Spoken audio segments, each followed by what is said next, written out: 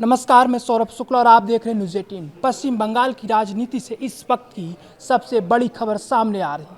फाल्टा विधानसभा seat पर हुए पुनर्मतदान के बाद मतगणना में बड़ा उलटफेर हो चुका है। बीजेपी उम्मीदवार देबांशु पांडा ने एक तरफा बढ़त बनाकर इतिहास रचने की तरफ कदम बढ़ा दिए।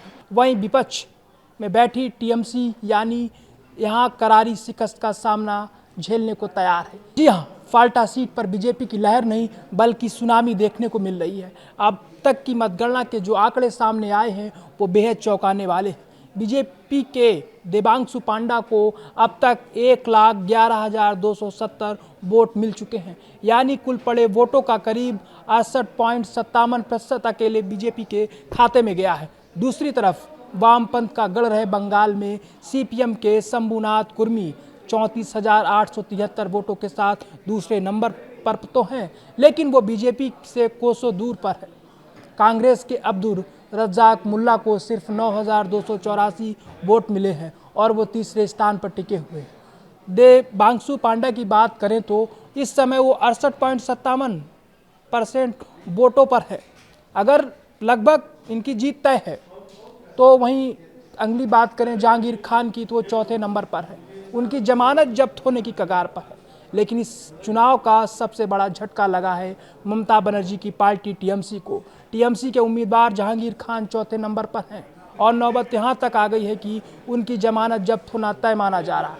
इस बम्पर जीत को लेकर बीजेपी खेमे में जश्न का माहौल है। पार्टी के वरिष्ठ नेता दिलीप घोष ने दावा किया है कि फाल्टा में कोई मुकाबला था ही नहीं। टीएमसी के लोग मैदान छोड़कर भाग खड़े हुए थे।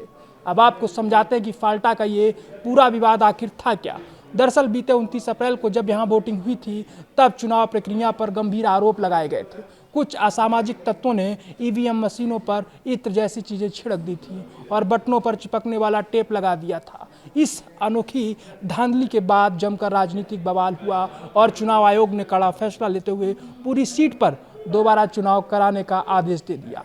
इसके बाद बीते गुरुवार को बेहद कड़े सुरक्षा इंतजामों के बीच फाल्टा के सभी 285 पोलिंग बूथों पर पुनर्मतदान कराया गया। अच्छी बात यह रही कि इस बार कहीं से भी हिंसा या तनाव की कोई खबर नहीं आई। फाल्टा की जनता ने भी लोकतंत्र की स्पर में बढ़ चढ़कर हिस्सा लिया और शाम 5 बजे तक 86.11% वोटिंग दर्ज की गई।